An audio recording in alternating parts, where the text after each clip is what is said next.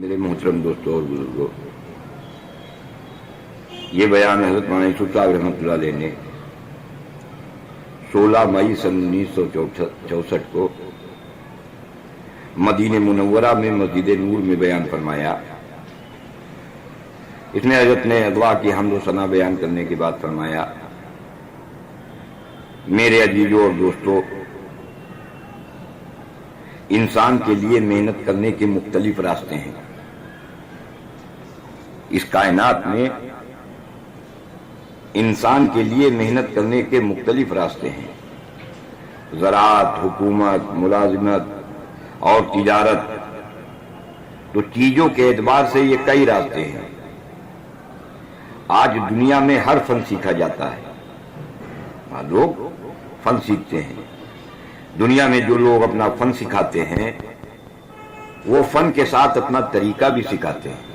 خالی فن نہیں سکھایا بلکہ فن کے ساتھ وہ اپنا ایک مخصوص طریقہ بھی سکھاتے ہیں، تاکہ فن سیکھنے کے بعد ان کے طریقے کے موافق استعمال ہو، مخالف استعمال نہ ہو۔ آج محنت یہ ہو رہی ہے کہ لوگ اپنے اپنے دماغ کے اعتبار سے چیزوں کو دیکھیں اور پھر ان چیزوں پر محنت کریں۔ اس وقت مسلمان فنون کے امام نہیں بلکہ فنون میں یہ دوسروں کے مقتدی ہیں۔ اچھا، دوسروں سے فنون سیکھنا منع بھی نہیں ہے، مگر مسلمان اس بات کو سمجھ لے اور اس کا خیال رکھے کہ ہم مسلمان ہیں، ہماری 24 گھنٹے کی زندگی یہ حضرت محمد صلی اللہ علیہ وسلم والی ہونی چاہیے۔ جن سے ہم فنون سیکھنے جا رہے ہیں یہ لوگ ہمارے امام نہیں ہیں، اس لیے ہم ان کے طریقے پر اپنی زندگی نہیں ڈالیں گے۔ لیکن آج تو عام حالت یہ ہے کہ آدمی جس سے فن سیکھتا ہے اس کو گویا اپنا نبی اور اپنا امام بنا لیتا ہے، اور سر سے لے کر پیر تک اپنی زندگی اس کے طرز پر ڈال دیتا ہے۔ حضرت ابوبکر صدیق رضی اللہ تعالیٰ عنہ و حضرت عمر رضی اللہ عنہ نے اپنے اپنے دور خلافت میں بھی اپنے طریقہ زندگی کو نبی والا بنا کر اپنے آپ کو چلایا ہے۔ اسی طرح حضرت علی رضی اللہ عنہ یہ کوفہ میں سالہ سال رہے، جہاں اموال و اسباب بکثرت آئے، لیکن حضرت علی رضی اللہ عنہ نے اپنا طرز زندگی نہیں بدلا۔ ایک گورنر سے فرمایا کہ مجھ سے مل کر جانا۔ جب وہ ملنے کے لیے آیا تو حضرت علی رضی اللہ عنہ نے ایک سامان نکالا اور اس کو کھول کر اس میں سے ایک دوسری چیز نکالی، پھر اس میں سے تیسری چیز نکالی۔ گورنر یہ سمجھا کہ اس میں ہیرے جواہرات ہوں گے، مگر جب اس کو کھولا تو اس میں ستو نکلا، اور فرمایا کہ میں یہ ستو مدینہ سے لایا تھا اور اس کو اس قدر باندھ کر اس وجہ سے رکھتا ہوں تاکہ اس میں کوفہ کی مٹی تک نہ جائے، اس کے ذرات بھی شامل نہ ہو جائیں۔ میں حکومت میں رہ کر بھی حضور صلی اللہ علیہ وسلم والی زندگی پر باقی رہنا چاہتا ہوں۔ اسی طرح ایک مرتبہ حضرت علی رضی اللہ عنہ کے سامنے فالودہ پیش کیا گیا تو آپ نے فرمایا کہ تو بھی مزیدار اور تیرا رنگ بھی اچھا اور تیری صورت بھی اچھی، مگر حضور صلی اللہ علیہ وسلم نے تجھ کو نہیں کھایا ہے، اس لیے میں بھی تجھ کو نہیں کھاؤں گا۔ تو جس طریقے سے صحابہ اکرام نے زندگی بھر حضور صلی اللہ علیہ وسلم کے نقش قدم کو نظروں کے سامنے رکھا، آج ہم نے یہ طریقہ ان لوگوں کے ساتھ اختیار کر رکھا ہے جن سے دنیاوی علوم سیکھتے ہیں۔ یاد رکھو، ان سے ان علوم کے سیکھنے میں مذائقہ نہیں، مگر آپ اپنا طرز زندگی اس کو کیوں بدلتے ہو؟ حالانکہ یہ لوگ اسلام میں اور ذرائع میں اس کے روکنے میں یہ لوگ ناکام ہیں۔ شراب روکنے کی تو کس قدر کوشش کی جا رہی ہے، مگر ہر طرف ناکام۔ یہ لوگ حیوانیت، شیطانیت اور بدمعاشی پھیلانے میں ماہر ہیں، مگر جرائم روکنے میں یہ ناکام ہیں۔ اور حضور اکرم صلی اللہ علیہ وسلم حیوانیت و درندگی والے، جرائم والے اور شراب والے علاقے اور اس معاشرے میں تشریف لائے جہاں جرائم اور درندگی اور حیوانیت یہ عام تھی، شراب عام تھی۔ اور آپ صلی اللہ علیہ وسلم کے آنے پر، آپ کی محنت پر، آپ کی دعوت پر سارے جرائم بند ہو گئے۔ اگر کسی سے چوری ہو گئی یا زنا ہو گیا تو خود اقرار کر کے اس نے اپنی سزا بھگتی ہے، اور اگر اس جانی پر کسی نے کوئی سخت لفظ کہا تو آپ صلی اللہ علیہ وسلم نے فرمایا کہ اس نے ایسی توبہ کی ہے کہ اگر تمام مدینے والوں پر تقسیم کی جائے تو تمام کے لیے اس کی توبہ کافی ہو جائے۔ جب شراب کا حکم آیا تو جس طرح دریا بہتا ہے ایسے سڑکوں پر شراب بہنے لگی۔ اسی طرح پردے کا جب حکم آیا تو صبح کی نماز میں بغیر پردے کے کوئی عورت بھی باق نہ آئی، ساری کی ساری پردے سے۔ انسان کی کامیابی کا معیار یہ چیزیں نہیں ہیں۔ اگر چیزوں کو معیار بنا کر زندگی گزاری تو دنیا میں بھی پریشان رہو گے اور آخرت میں چھٹی کا دودھ یاد آ جائے گا۔ یہ مضمون پورے قرآن میں پھیلا ہوا ہے کہ جب بدعمالیاں اپنی انتہا کو پہنچیں گی تو یہ تمام نقشے انسان پر تباہی لائیں گے، اور آدمی اس وقت سمجھے گا اور یقین کرے گا جب اس کے سامنے یہ تباہی آ کر کھڑی ہوگی۔ دوسرا طریقہ انبیاء علیہ السلام کا طریقہ ہے، اور وہ چیزوں کے مقابلے پر عمل والا طریقہ ہے۔ اعمال والا طریقہ اختیار کرو، خدا تمہیں کامیابی عطا فرمائیں گے۔ انبیاء علیہ السلام تو کامیابی کے دھوکے سے نکال کر حقیقی کامیابی انسانوں کو دلانے کے لیے آئے ہیں۔ حقیقی کامیابی الگ چیز ہے اور کامیابی کا دھوکہ الگ چیز ہے۔ اسی لیے کہ دنیا کو دارالغرور فرمایا۔ حضرت محمد صلی اللہ علیہ وسلم کامیابی والا راستہ لے کر آئے ہیں۔ آج اگر تم بڑی بڑی حکومتوں اور نقشے والوں کو تنہائی میں لے جا کر پوچھو تو معلوم ہوگا کہ یہ سب پریشان ہیں۔ اور حضرت محمد صلی اللہ علیہ وسلم کے زمانے میں ہر ایک ایمان والا اپنی جگہ مطمئن تھا۔ خدا چیزوں کی زیادتی اور کمی پر عزت نہیں دیتے۔ خدا کے ہاں ہوائی جہاز اور گدھا یہ دونوں برابر ہے۔ بس جو جس حال میں ہو اپنے آپ کو اعمال محمد صلی اللہ علیہ وسلم پر لے آوے، اسی میں اس کی کامیابی ہے۔ حضرت عیسیٰ علیہ السلام گدھے پر ہوتے ہوئے محبوب خدا ہیں، اور بہت سے ہوائی جہاز پر اڑنے والے خدا کے نزدیک مبعوث ہیں۔ جو کسی وقت گدھوں پر بیٹھتے تھے آج اس حالت میں ہیں کہ اپنے متعلق ایک لفظ برداشت نہیں کر سکتے، اس لیے کہ آج وہ لاکھوں کروڑوں کی مالیت کے مالک ہیں۔ خدا نے جیسے ہر انسان کو منی کے قطرے سے بنایا، ایک شرمگاہ سے دوسری شرمگاہ میں پہنچایا، اور ایک ہی طریقے سے ماں کے پیٹ میں ہر ایک کی پرورش فرمائی ہے، پھر کچھ دن ماں کے رحم میں رہ کر ہر ایک نکلا، اور نکلنے کے بعد ہر ایک کو اس کے حال پر چھوڑ دیا ہے تاکہ دیکھیں کہ کون اطاعت کرتا ہے اور کون نافرمانی کرتا ہے۔ پھر ایک مدت کے بعد قبر میں پہنچا دیں گے، پھر اللہ تعالیٰ دوبارہ زندہ فرمائیں گے، اور پھر حساب کتاب لیا جائے گا۔ اس حساب کتاب میں دیکھیں گے کہ اس میں ایمان ہے یا صرف۔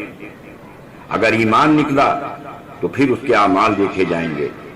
بس انہی چیزوں کے دیکھنے کے بعد انسان کی کامیابی اور ناکامی کا فیصلہ ہوگا۔ اللہ تعالیٰ نے انسان کو وقتی چیزوں کو دیکھنے کے لیے وقتی روشنی دی ہے، جس سے انسان نفع حاصل کرتا ہے۔ اگر یہ وقتی روشنی نہ ہو تو انسان نفع حاصل نہیں کر سکتا۔ کہ گھر کے اندر اندھیرا ہے اور روشنی کے لیے ماچس تلاش رہا، پر اندھیرے میں روشنی کے لیے ماچس نہیں مل رہی، تو رات بھر اندھیرے میں کروٹیں بدلتا رہا۔ بہرحال وقتی روشنی ضروری ہے، مگر یہ چیزیں انسان کی اصل مایا نہیں ہیں۔ انسان کی اصل مایا ایمان اور نیک اعمال ہیں۔ یہ تمام وقتی چیزیں کائنات کی مشین سے ظاہر ہوتی ہیں، پر انسان کی مشین سے اعمال ظاہر ہوتے ہیں، جن اعمال پر کائنات کا نظام اللہ چلاتے ہیں۔ تو اصل انسان کی مشین ہے، یہ کائنات کی مشین تو انسان کے تابع ہے۔ انبیاء اکرام علیہ السلام نے انسانوں کو یہی بتلایا کہ تمہارے اعمال کا اثر کائنات پر ہوگا۔ اگر تم میں زنا عام ہوا تو خون خرابہ ہوگا، اور اگر زکوٰۃ بند ہوئی تو بارش رک جائے گی۔ بہرحال کائنات کی مشین سے چیزیں آئیں گی اور انسان کی مشین سے اعمال آئیں گے۔ اس کائنات کی چیزیں بھی وقتی ہیں، اور ان سے جو سکون اور عیش حاصل ہوتا ہے وہ سکون اور عیش بھی وقتی ہے۔ اس کائنات کی وقتی روشنی بھی وقتی ہے۔ یہ اللہ نے انسان سے وقتی روشنی پر محنت نہیں کرائی کہ بغیر کسی محنت کے چیزیں دکھانے کے لیے اللہ نے انسان کو سورج کی روشنی دی ہے۔ میرے عزیزوں، چیزوں سے حاصل ہونے والی کامیابی کا وقت محدود ہے کہ موت پر یہ کامیابی ختم ہو جائے گی۔ ایک وقت وہ آئے گا جبکہ یہ سارا وقتی نظام ختم کر دیا جائے گا۔ سورج، ستارے، پہاڑ و زمین اور آسمان کا نظام درہم برہم کر دیا جائے گا۔ اس کے بعد حساب کتاب ہوگا۔ کفار مشرکین ساری دنیا کے خزانے دے کر عذاب سے چھٹکارا چاہیں گے، لیکن چھٹکارا نہ ملے گا۔ انسان دنیا میں جو کچھ چیزوں سے لے رہا ہے وہ سب کچھ اعمال سے بھی لیا جا سکتا ہے۔ جیسے سلیمان علیہ السلام نے نماز کے چھوٹ جانے پر رو رو کر اللہ سے سلطنت لے لی، اور بدر میں لکڑیوں سے تلوار کا کام لیا گیا۔ یہ تمام صرف قصے ماضیہ نہیں ہے، بلکہ قیامت تک آنے والے انسانوں کو اللہ نے اپنا ضابطہ بتلایا ہے۔ اس طرح اللہ سے لینے کے لیے راستے دو ہیں، ایک چیزوں والا راستہ اور دوسرا اعمال والا راستہ۔ اب چیزوں کے راستے سے چاہے جتنی ترقی کر لیں، لیکن اگر اعمال والے اعمال پر محنت کر کے خدا کو اپنے ساتھ کر لیں تو یہ اعمال والا راستہ یہاں بھی کامیابی دلائے گا اور آخرت میں بھی ہمیشہ ہمیشہ کی زندگی میں نعمتیں دلائے گا۔ ان چیزوں والوں کی ترقی اگر اتنی ہو جائے کہ یہ سورج و چاند ان کے ہاتھ میں آ جائے، تب بھی اللہ تعالیٰ چیزوں والوں کو اعمال والوں کے قدموں میں ڈال دیں گے۔ دنیا اور دنیا کی تمام چیزیں خدا کے مقابلے میں ایسی بھی نہیں ہیں جیسے ایک اینٹ آسمان و زمین کے مقابلے میں۔ اعمال اندر سے آئیں گے، اور اعمال کا اچھا ہونا اس وقت معلوم ہوگا جبکہ ہمارے دلوں میں روشنی پیدا ہو جائے گی۔ پھر یہ اندر کی روشنی بتائے گی کہ عورت کو نہ دیکھو ورنہ اللہ ناراض ہوں گے، رشوت نہ دو ورنہ اللہ ناراض ہوں گے۔ دور عمل میں یعنی دنیا میں یہ روشنی رہے گی، مگر جب دور عمل ختم ہوگا تو یہ روشنی انسان سے باہر آئے گی، اور قیامت میں اس روشنی کی روشنی میں انسان چلے گا۔ جتنا ہم حلال اختیار کریں گے، حرام کو چھوڑیں گے، اسی طرح جتنی نمازیں پڑھیں گے اتنی روشنی بڑھ جائے گی۔ یہ روشنی آہستہ آہستہ اتنی بڑھے گی کہ پھر مکروہات سے بھی انسان بچے گا اور مستحبات پر عمل کرے گا۔ بہرحال چیزیں ختم ہو جائیں گی، لیکن اعمال والا نور یہ ختم نہیں ہوگا، اس کی روشنی میں انسان جنت تک پہنچ جائے گا۔ جب انسان اعمال میں بڑھتا ہے تو خدا اس سے محبت کرتے ہیں، اور جتنا یہ اعمال میں بڑھتا ہے اس کی محبوبیت بڑھتی ہے، پھر زمین والے اس سے محبت کرتے ہیں۔ آج اس اعمال والی روشنی کو حاصل کرنے کے لیے محنت کم ہو گئی ہے، اور لوگ اسلامی زندگی کے اصول بدلنے کی فکر میں پڑے ہیں اور اس میں بڑھ چڑھ کر حصہ لے رہے ہیں۔ اللہ اور اللہ کے رسول نے اس روشنی کو حاصل کرنے کے لیے مسجد والے اعمال لیے۔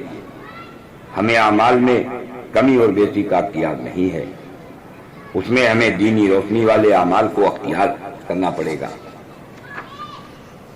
انسان میں ایک تو انسان کی روح ہے، انسان میں ایک تو انسان کی روح ہے اور ایک روح کا برتن ہے، یعنی جسم ہے۔ اگر جسم سے روح نکل جائے تو انسان سڑنے لگتا ہے، اندھا بہرا بن جاتا ہے۔ اس طریقے سے انسان کی زندگی گزارنے کے لیے جو اسباب ہیں وہ تو برتن ہیں، یعنی جسم ہے، اور اعمال ان اسباب کے جو اعمال ہیں وہ اس کی روح ہے۔ اگر ہمارے نقشے اعمال کی روح سے خالی ہوں گے تو پھر ان اسباب سے پریشانیاں آئیں گی۔ اگر دکان میں اعمال محمد صلی اللہ علیہ وسلم کی روح نہ ہوئی تو پھر یہ دکان پریشانی لائے گی۔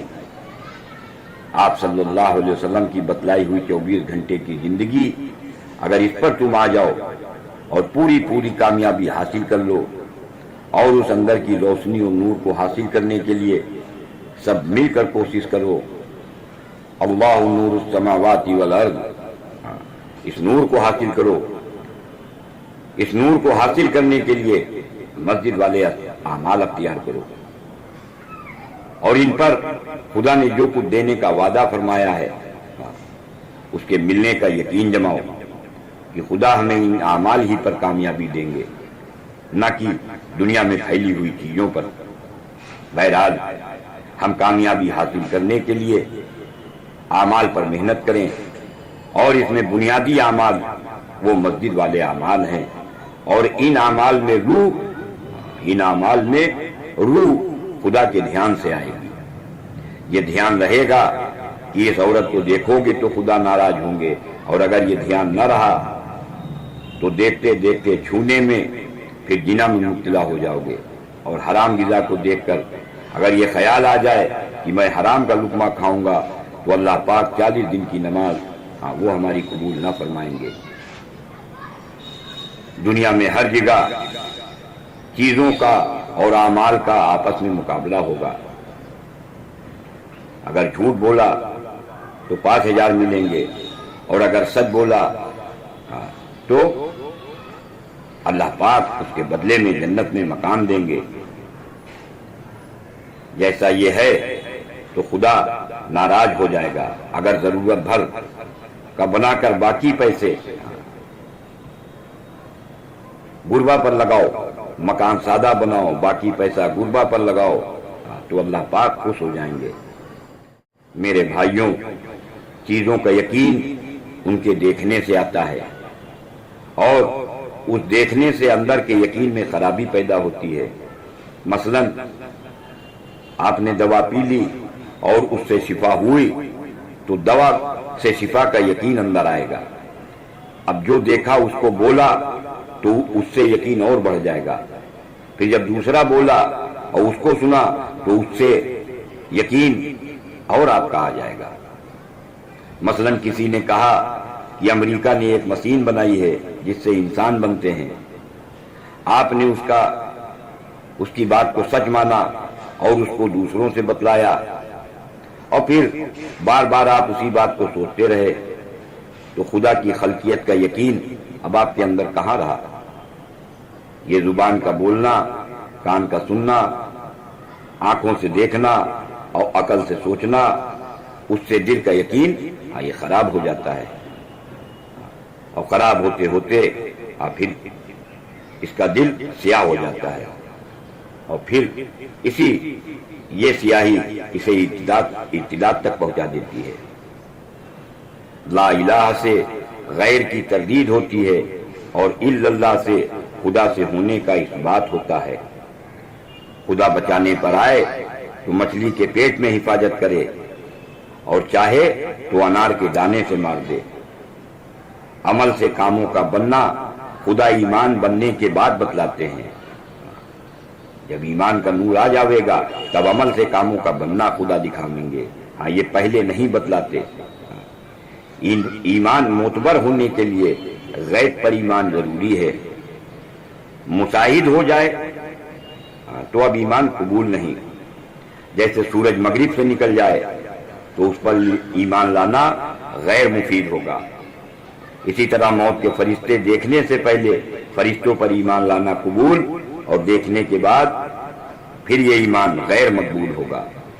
اللہ تعالیٰ نے صحابہ اکرام کو پانی پر چلایا مگر ایمان بننے کے بعد چلایا، اس سے پہلے نہیں چلایا۔ پہلے خدا کے غیر سے ہونے کی تردید اور خدا کے سے ہونے کا اثبات کرایا۔ بہرحال کامیابی حضرت محمد صلی اللہ علیہ وسلم والے اعمال میں ہے، چاہے چیزیں نہ ہوں، اور چیزیں اعمال محمدی کے بغیر کامیابی دلا نہیں سکتی۔ اگر انسان کی آنکھ غلط دیکھتی ہے تو اس سے جو یقین آئے گا وہ بھی غلط ہوگا، اس لیے کہ انسان نہ ابتدا کو دیکھتا ہے اور نہ انتہا کو، بس چیزوں کو دیکھتا ہے۔ اس لیے آنکھ کو صحیح دیکھنا سکھاؤ کہ پہلے یہ کیا شکل تھی اور آخر میں کیا ہوگی۔ مثلا سوچو کہ یہ وزیر پہلے کیا تھا کہ منی کا قطرہ اور آخر میں کیا ہوگا کہ مٹی۔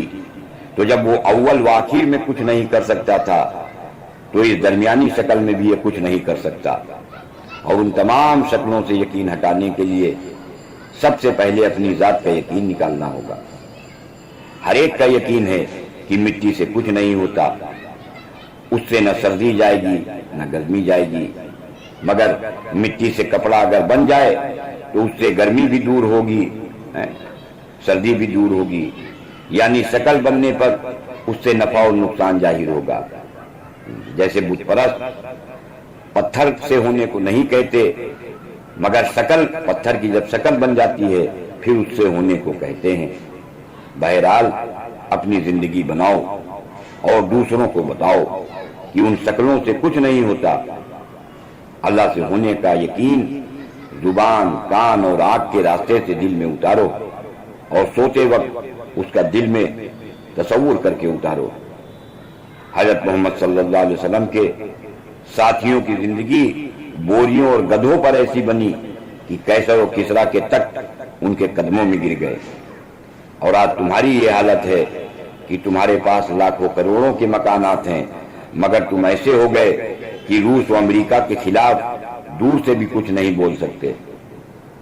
مؤذن اذان کی آواز لگا کر سب کا چھوٹا ہونا اور اللہ کا بڑا ہونا اور اللہ سے ہونا بتلاتا ہے، اور محمد صلی اللہ علیہ وسلم والے اعمال سے زندگی کا بننا اور بگڑنا بتاتا ہے، اور مسجد میں آ کر اس کی محنت کرنے کو کہتا ہے۔ جب مسجد میں یقین بن جائے تو اب دکان پر جا کر دکان کی تردید کرو کہ دکان سے نہیں ہوتا، اللہ سے ہوتا ہے، اور اللہ کے کرنے کا ضابطہ دکان نہیں ہے، محمد صلی اللہ علیہ وسلم والے عمل ہے۔ ڈاکٹر کے پاس جا کر بتلاؤ کہ ڈاکٹر صاحب یہ تمام علوم انسانی علوم ہیں، اور اس کے مقابلے پر ایک علم حضرت محمد صلی اللہ علیہ وسلم لے کر آئے ہیں، وہ علم ہی کامیابی دلانے والا ہے۔ جب ایسے یقین والا ایک طبقہ پیدا ہو جائے گا پھر دوسرے علوم والوں کو خدا ان کے سامنے جھکا دے گا، اور اگر وہ نہیں جھکیں گے تو اللہ تعالیٰ ان کو ہلاک کر دیں گے۔ مگر ہمارا یہ یقین مسجد میں بھی ہو اور باہر بھی ہو۔ اب حالات کیسے بھی آویں ہم استقامت کے ساتھ رہیں۔ یہود و نصارہ غیروں سے اور چیزوں سے ہونے کو بتائیں گے، مگر تم بتلاؤ کہ غیروں سے اور چیزوں سے نہیں ہوتا بلکہ اللہ سے ہوتا ہے۔ اگر تم نے بھی غیروں اور چیزوں سے ہونا بتلایا تو تم نہ رہو گے۔ یہ تمہاری محمدی ماہیت نہیں ہے بلکہ یہود و نصارہ والی ماہیت ہے۔ صحابہ نے طائش کو طائش اور شرک کو شرک سے نہیں بدلا بلکہ ظلمت کو نور سے، قالینوں کو بوریوں سے اور ظلم کو عدل سے بدلا ہے۔ مٹھی بھر آدمی اگر صحابہ اکرام جیسے یقین والے بن جائیں اور اعمال سے زندگی بنانے کے یقین والے پیدا ہو جائیں اور حضور صلی اللہ علیہ وسلم والے طریقے کو پسند کرنے والے بن جائیں تو 4 پیسے کی جوتی پہننا یہ اچھا معلوم ہوگا، جس سے پھر طبیعت بدلے گی۔ اصل میں تمہارا بننا یہ اصل ہے۔ اگر تم اس پر آ گئے اور تم ایسے بن گئے تو خدا تمہاری دعا قبول کریں گے، جیسے انبیاء علیہ السلام کی دعا قبول کی، اور پھر جاہل کے خلاف خدا تمہاری نصرت کریں گے۔ اگر ہمارے اندر نصرت الہی کے شرائط پیدا ہو جائیں تو چاہے نقشے کتنے ہی خلاف ہوں اللہ پاک زندگی کو بنا دیں گے، اور اگر ہمارے اندر شرائط نہ ہوئی تو ظاہر کا ہمارے موافق ہونا بھی فائدہ نہ دے گا۔ جب مسلمہ کذاب نے نبوت کا دعویٰ کیا اور بعض قبیلوں میں اختلاف پھیلا، اس وقت بھی صحابہ اکرام نہیں گھبرائے اور انہوں نے غیبی نصرتوں کی شرائط پوری کر دی تو اللہ نے تمام ظاہری نقشوں کو بدل دیا اور حالات سدھر گئے۔ میرے بھائیوں دوستوں، اس کے لیے سارے جہاں کے مسلمانوں کا اس میں لگنا شرط نہیں ہے، مگر جو لگے ہیں وہ شرائط پوری کریں۔ اللہ ظاہر کے خلاف دعاؤں سے کام بناتے ہیں۔ ہم مسجد میں دعا کرتے ہیں اور اپنی جگہ ہمارا کام بنتا ہے کہ گھر میں بچہ اچھا ہو جاتا ہے۔ اس لیے نکلنے کے بعد 4 چیزوں میں ہی ہمارا وقت لگے۔ سب سے زیادہ وقت ہمارا دعوت میں لگے اور اس میں یہ بات بولنی ہوگی کہ اللہ سے ہوتا ہے، غیر سے نہیں ہوتا۔ مثلا دکاندار سے بات ہو رہی ہے تو اس وقت ہمارا یقین یہ ہو کہ اس کی زندگی، اس کی دکان سے زندگی نہیں بنے گی، اس طریقے سے اس کی دکان کی تردید کرتے ہوئے اپنی دکان کی تردید مراد ہو۔ ہاں، بات تو اس سے کی جا رہی لیکن خود کی اپنی دکان، اس کی تردید مراد ہو کہ میری زندگی میری دکان سے نہیں بنے گی۔ جب تم اس کام سے دنیا کی ترتیب بدلنے کا یقین پیدا کرنا چاہتے ہو تو اتنا یقین تو ہو کہ میری دکان سے بھی کچھ نہیں ہوتا۔ اس لیے ہمارے سامنے ہمارے یقین بدلنے کا مسئلہ یہ سب سے پہلے ہونا چاہیے۔ بہرحال اپنا یقین بدلنا یہی اصل چیز ہے۔ خصوصی گشت میں آنکھوں کی حفاظت اصل ہے۔ اگر اس پر قابو آ گیا تو تمام چیزوں پر قابو آ جائے گا۔ اگر چیزوں کو نہ دیکھا تو اب نہ ان کی کوئی بات ہوگی اور نہ ان کا سننا ہوگا۔ جب صحابہ اکرام ایران پہنچے تو رستم نے اپنے لوگوں سے مشورہ کیا کہ میں ان سے فوجی حالت میں ملاقات کروں یا شاہانہ حالت میں ملاقات کروں۔ لوگوں نے کہا کہ شاہانہ حالت میں ملاقات کریے، تو اس نے ہر جگہ قالین بچھوائی اور سونے چاندی سے دربان کو مزین کیا، دربار کو مزین کیا۔ ادھر مسلمانوں کی طرف سے حضرت ربیع رضی اللہ عنہ اس حالت میں گئے کہ تیل سے سنی ہوئی معمولی پٹی ان کے سر پر بندھی تھی اور معمولی سی سواری تھی۔ انہیں مرغوب کرنے کے لیے رستم نے سامان بنائے تھے، مگر روک پڑ گیا صحابی کا۔ دوسرے دن حضرت مغیرہ رضی اللہ عنہ گئے، وہ بھی اسی شان سے گئے اور اس کے پاس جا کر بیٹھ گئے۔ لوگوں نے شور کیا تو اس جگہ سے ہٹ کر نیچے بیٹھ گئے اور کہا کہ تمہاری قالین سے یہ زمین اچھی ہے، ہم تو سمجھتے تھے کہ تم سب بھائی بھائی ہوگے، اور جس طریقے سے ہم اپنے آپ میں سب بھائی بھائی ہیں۔ اس لیے غیر ممالک میں آنکھوں پر بہت قابو رکھو۔ اگر آنکھوں سے غلطی ہو گئی تو پھر زبان کو روک لو، اور اگر کوئی بھائی برا بلا کہہ دے تو تم سن لو، اس کو جواب مت دو، بلکہ کہو کہ بھائی ہم تو کلمہ سیکھنے آئے ہیں، ہم لڑنا سیکھنے نہیں آئے ہیں۔ اس میں بہت احتیاط کرنی چاہیے، اور جب نقشوں پر نظر پڑ جائے تو بعد میں تصور کر لے کہ نہ معلوم کیسے کیسے مجالین کے بعد اور یتیموں اور بیواؤں کے حقوق پر ہاتھ ڈال کر یہ نقشے قائم کیے ہوں گے۔ تمہارا یقین اس وقت بنے گا جب دوسروں سے بات کرو تو اپنا یقین بنانے کی نیت سے کرو۔ اگر یقین صرف زبان پر ہوگا تو چند جھٹکوں میں ختم ہو جائے گا، اور اگر یقین دل میں راسخ ہو گیا تو پھر جہاں بھی گھومو گے تمہارے یقین میں کچھ فرق نہ پڑے گا۔ اگر صحیح معنی میں ایک کلمے والا آدمی پیدا ہو جاوے تو اس سے ہزاروں اور لاکھوں کا یقین بنے گا۔ اگر دوسروں کے پاس مادیات ہے تو ہمارے پاس انبیاء والی آواز ہے، جس کے سامنے اللہ نے تمام آواز کو پست کر دیا، جبکہ یہ آواز اخلاص کے ساتھ اللہ کو راضی کرنے کے لیے اور اس کے دھیان کے ساتھ لگائی جا رہی۔ پھر دعوت کے بعد ہمارا وقت تعلیم میں لگے گا، صبح میں بھی تعلیم ہو اور شام کو بھی تعلیم ہو۔ جب خوب فضائل سنے جائیں گے تو اس سے علم آئے گا۔ اب یہ علم یا تو نور کے ساتھ آئے گا یا بلا نور آئے گا۔ تعلیم کے حلقوں سے یا تو یہ علم نور کے ساتھ آئے گا، اور یا بیٹھے تو تعلیم کے حلقے میں ہے لیکن یہ بلا نور ہمارے اندر آیا۔ اور نور والا علم اس وقت ملے گا جب ہم یہ علم اس طرح سے لیں جیسے حضور صلی اللہ علیہ وسلم نے جبریل علیہ السلام سے لیا اور صحابہ اکرام نے آپ صلی اللہ علیہ وسلم سے لیا۔ کیا مطلب اس کا؟ اس کا مطلب یہ ہے کہ پوری ادب کے ساتھ سنیں، وضو کر کے سنیں، گردن جھکا کر عظمت کے ساتھ سنیں، ورنہ بھائی بغیر نور کے علم حاصل کرنے سے خود جھٹکو گے اور دوسروں کو بھی جھکاؤ گے۔ جیسے یہود و نصارہ بھی اس علم کو حاصل کرتے ہیں مگر وہ دوسروں کو گمراہ کرتے ہیں۔ ایک محدث حدیث بیان کر رہے تھے تو دو آدمی کسی بات پر ہنس پڑے، انہوں نے فوراً حدیث پڑھنا بند کر دیا اور کہا کہ اس سے بہتر یہ ہے کہ میں جہاد میں چلا جاؤں۔ لوگوں نے کہا کہ اس عمر میں کیا کریں گے آپ جہاد میں جا کے؟ کہا اگر کچھ نہ کر سکوں گا تو مر تو جاؤں گا۔ جس طریقے سے اپنے محبوب کا خط آتا ہے اس کو شوق کے ساتھ سنتے ہیں، اسی طرح شوق کے ساتھ تعلیم سنیں اور پوری عظمت کے ساتھ سنیں کہ جیسے حضور اکرم صلی اللہ علیہ وسلم خود تشریف فرما ہو۔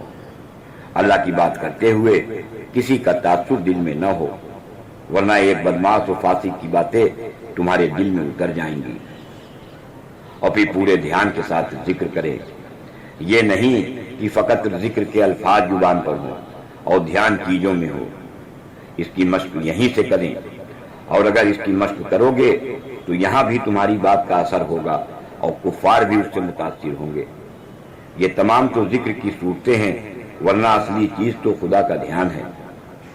بقیہ وقت نماز میں لگے اس یقین کے ساتھ کہ اللہ سے ہوتا ہے، اور کامیابی حضرت محمد صلی اللہ علیہ وسلم والے اعمال سے ہوتی ہے، اور ان اعمال میں سے سب سے افضل عمل وہ نماز ہے۔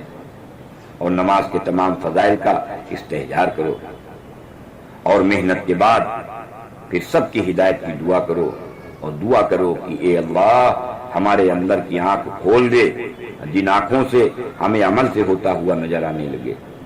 اللہ کی راہ میں پھرنے والوں میں آپس میں جوڑ ہو، اگر جوڑ نہ ہوگا تو شخصی فوائد تو مل جائیں گے مگر اجتماعی فوائد یہ حاصل نہ ہوں گے۔